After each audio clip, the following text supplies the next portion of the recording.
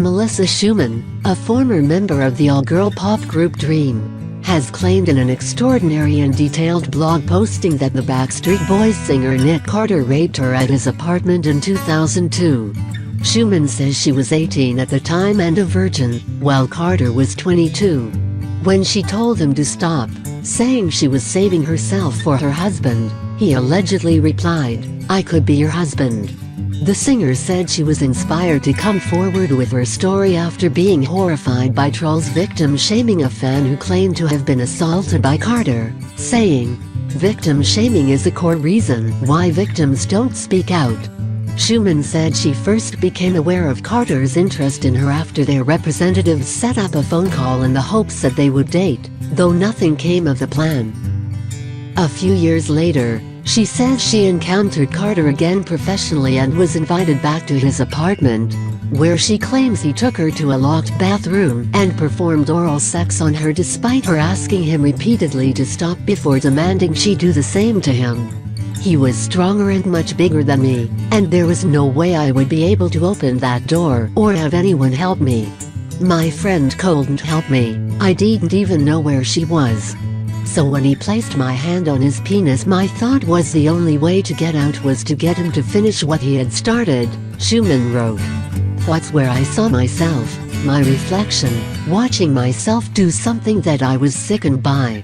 Watching myself be assaulted, forced to engage in an act against my will," she continued. "Same as before, his appetite was still not satisfied and now took me to the bedroom. It was late. The apartment was now dark and all you could hear was the remaining music in the living room. He threw me on the bed and climbed on top of me. Again, I told him that I was a virgin and I didn't want to have sex. I told him that I was saving myself for my future husband. I said it over and over again. He whispered in my ear as if to entice me, 'I could be your husband.' He was relentless, refusing to take my nose for an answer. He was heavy, too heavy to get out from under him. Then I felt it, he put something inside of me. I asked him what it was and he whispered in my ear once more, 'It's all me, baby.' It was done. The one thing I had held as a virtue had been ruined. I went limp, turned my head to my left and decided I would just go to sleep now. I wanted to believe it was some sort of nightmare I was dreaming up." Carter was previously accused of domestic abuse by his ex-girlfriend Paris Hilton, and was arrested for battery last year following a Florida bar brawl. In a twist of fate, several years after the alleged rape, Schuman signed with Carter's friend and manager Kenneth Greer. Greer set up a showcase for Schuman with a major label, and one of the songs, she claims, was a duet with my abuser. "We never recorded together. He had pre-recorded his part and I went in and recorded mine. Again, what was I supposed to do? I couldn't tell my manager that his best friend had raped me, so I won't record this song. I tried to justify that maybe something good to come out of something very bad. Maybe this song might help me get signed as a solo artist and I could move on and put everything behind me." Kenneth asked my abuser if he would be willing to sing the duet with me live at my showcase and he agreed. I wasn't surprised that he did. He knew this way I couldn't avoid him anymore. Schuman added, "I never did another showcase again after that and I quickly lost interest in pursuing a career as a recording artist. I was broken. I was tired. I was traumatized. I told my therapist. I told my family. I told my friends.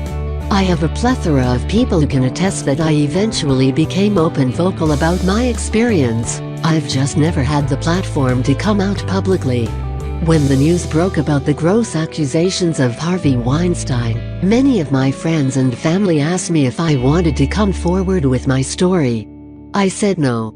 So many years later, the idea of reliving and rewriting the events that were traumatic, something that I have worked so diligently to heal from, is painful.